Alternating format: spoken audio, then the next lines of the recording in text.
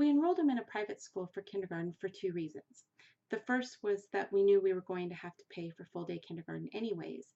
And the second was that the school we selected had cameras in the classrooms and we would be able to log in and check to see how he was doing.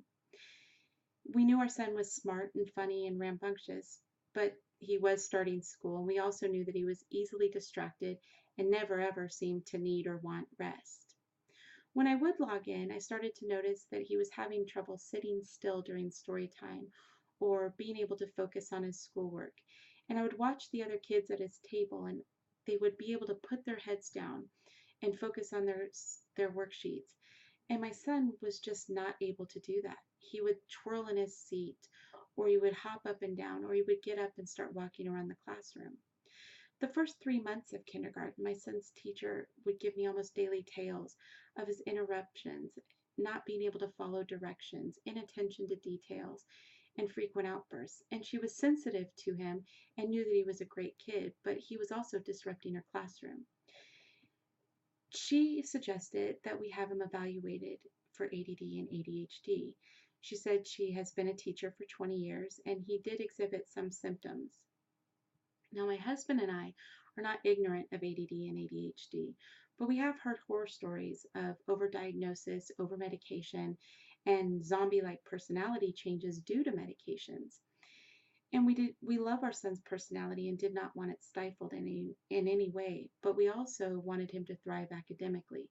So we knew that it was time for us to do our own research. The scientific and psychiatric communities both agree that ADD and ADHD is a neurological development disorder, and the CDC says that it is most often diagnosed in childhood. Denise Foley's research for Time magazine estimates that between 5 and 11% of all children between the ages of 4 and 17 are diagnosed with ADD and ADHD, with a staggering 13.2% of all boys being diagnosed. It is also estimated that 50% of all children diagnosed with ADD and ADHD carry that diagnosis into adulthood. Contrary to popular belief, though, ADD and ADHD are not a modern diagnosis thought up to explain away unruly behavior.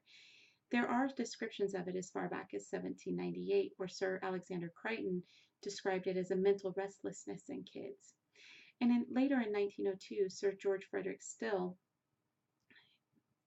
gave a series of lectures about childhood diseases in which he also spoke about his research with 43 children that had problems with self-regulation and attention disruption.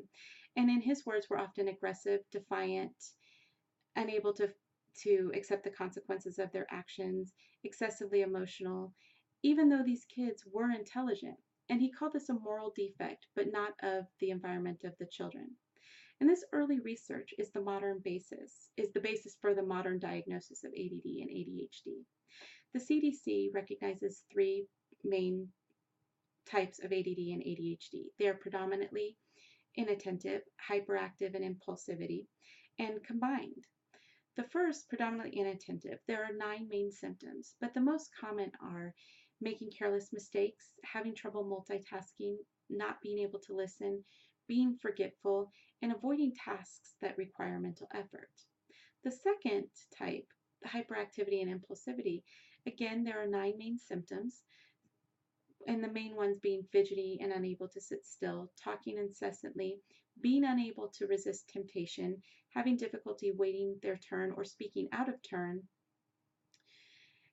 and being unable to recognize the consequences of their actions or taking unnecessary risks. And the last type combined is when a child exhibits symptoms of both of the previous 2 types. Accurate diagnosis is not something that happens quickly. The child's pediatrician or a mental health professional will meet with the parents and the child for evaluation and will also give forms and questionnaires for the parents and any other person that has daily interaction with the child to fill out. This is to get a good feel for the child and get as many perspectives as possible. In my son's case, there were 6 additional people besides my husband and I to fill out questionnaires. After the evaluation of the questionnaires, the child must exhibit 6 symptoms, in the opinion of the medical professional, that are in severity enough to warrant a diagnosis. Now, parents may seem at a loss after diagnosis, but there are treatment methods. The CDC recognizes three main types of treatment: behavior therapy, medications, and natural methods. Natural methods are mostly anecdotal and do not have scientific research to back them up, and they may not be effective for all children. But they include giving children caffeine and cutting out food dyes and food additives and focusing on proteins and fresh foods. Medications can be effective, but often the side effects scare parents off from utilizing those.